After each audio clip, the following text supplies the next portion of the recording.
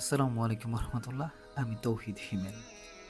আমার দেখা সবচেয়ে সৌন্দর্যের স্থান থানচি বান্দরবন। এর অপরূপ সৌন্দর্য, আল্লাহর সৃষ্টি মেঘ আর পাহাড় নিয়ে কথা বলবো ইনশাআল্লাহ।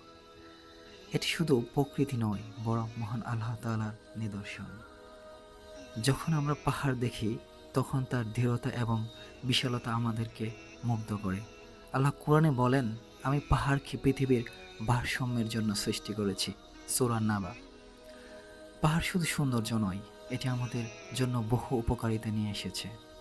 এর থেকে আমরা পানি পাই, খাবার উৎপাদনের জন্য মাটি পাই, এবং এটি প্রাকৃতিক দুর্যোগ থেকে আমাদের সুরক্ষা দেয়। মেঘের কথা ভাবুন, যখন আকাশে মেঘ জমে, তখন আমাদের চোখ ভিন্ন এক সৌন্দর্য ধরা পড়ে। আল্লাহ কোরআনে মেঘের কথা উল্লেখ করে বলেছেন, তুমি কি দেখছ না আল্লাহ কিভাবে মেঘমালা তৈরি করেন, তারপর সেগুলোকে একত্রিত করেন এবং একের পর এক স্তরে সাজিয়ে দেন। সূরা নূর ৪৩ নম্বর আয়াত। মেঘ শুধু আমাদের জন্য বৃষ্টি নিয়ে আসে না, বরং আমাদের স্মরণ করিয়ে দেয় আল্লাহর ক্ষমতা এবং তার নিখুঁত সৃষ্টি। আমরা কি কখনো মেঘ ও পাহাড়ের দিকে তাকিয়ে আল্লাহর প্রশংসা করেছি?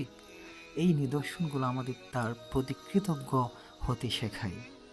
মেঘ আর পাহাড়ের মতো নিদর্শনগুলো আল্লাহর অসীম জ্ঞানের পরিচয় বহন করে। আমাদের উচিত এগুলোর দিকে তাকিয়ে আল্লাহর প্রশংসা করা এবং তার প্রতি আমাদের ঈমানকে আরও দৃঢ় করা। আসুন আমরা প্রকৃতির এই সৌন্দর্য থেকে শিক্ষা নিই এবং আমাদের রবের প্রতি আরও কৃতজ্ঞ হই। আল্লাহ আমাদের সঠিক পথে পরিচালিত করুন।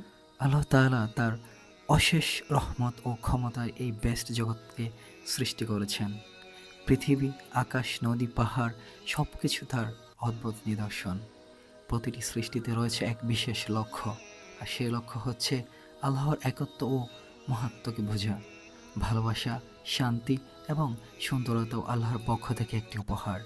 আমাদের চারপাশে যেসব জীবজন্তু, গাছপালা এবং প্রাকৃতিক সৌন্দর্য দেখতে পাই, তা সবই আল্লাহর সৃষ্টি এবং তার শক্তির প্রমাণ।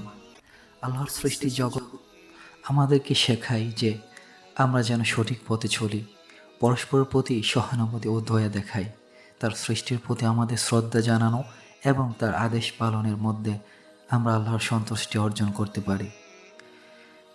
প্রকৃতপক্ষে সর্বশেষ বলতে চাই, আল্লাহ তাআলার নিয়ামত গণনা করে আমরা শেষ করতে পারবো না, কখনোই গুনতেই পারবো না। তাই মহান রবের কাছে আমরা কৃতজ্ঞতা হই। আলহামদুলিল্লাহ। আসসালামু আলাইকুম রহমতুল্লাহি ওয়া বারাকাতুহু।